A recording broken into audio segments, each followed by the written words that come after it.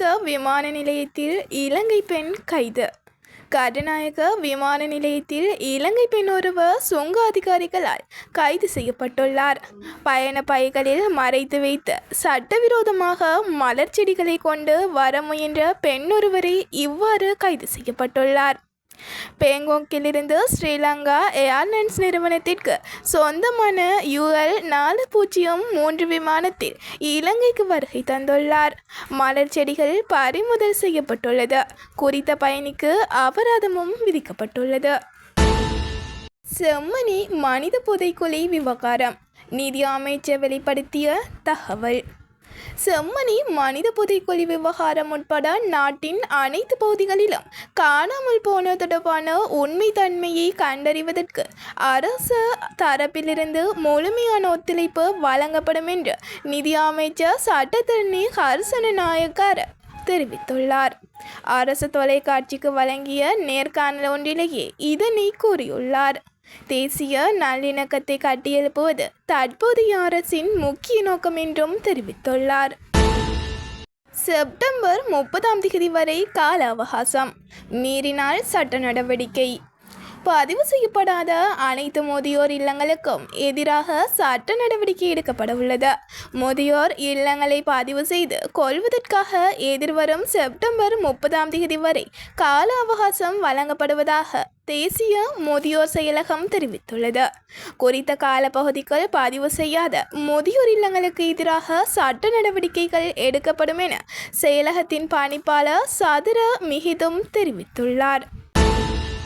இன்றைய வானிலை முன்னறிவிப்பு. சப்ரஹமுவ மேல் வடமேல் மாகாணங்கள் மற்றும் கண்டி, நுவரெலியா, காலி, மாத்தறை பகுதிகளில் சிறிய மழைக்கு வாய்ப்பு. மற்ற பகுதிகளில் பெரும்பாலும் வறட்சியான வானிலை நிலவக்கூடும்.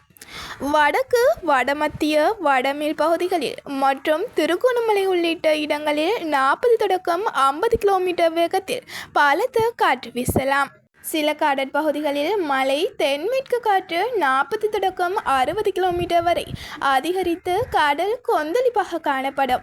அலை உயரம் 2.0 தொடக்கம் 2.5 மீட்டர் வரை உயரும் என சிரேஷ்ட வானிலை அதிகாரியும் ஊடகவியலாளருமான முகமது சாலிஹின் தெரிவித்துள்ளார்.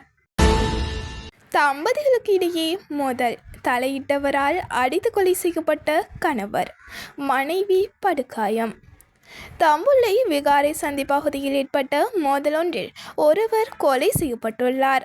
கடந்த 14 இரவு தம்புள்ளை விகாரை சந்தியில் அமைந்துள்ள கடை அறைகளில் தற்காலிகமாக வசித்து வந்த இரு தரப்பினருக்கு இடையே ஏற்பட்ட மோதல் முற்றியுள்ளது.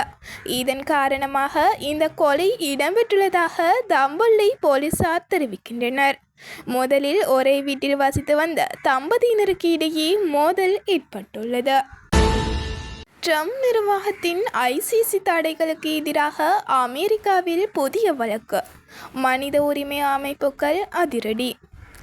நெதர்லாந்தின் தாக்கெக் நகரை தளமாக கொண்டு இயங்கும் சர்வதேச குற்றவியல் நீதிமன்றத்தின் ICC மீது அமெரிக்க ஜனாதிபதி நிர்வாகம் விதித்துள்ள பொருளாதார தடைகள் அமெரிக்க குடிமக்களின் அரசியல் அமைப்பு சட்ட உரிமைகளை பறிப்பதாக கூறி அமெரிக்க நீதிமன்றத்தில் வழக்கு தொடரப்பட்டுள்ளது.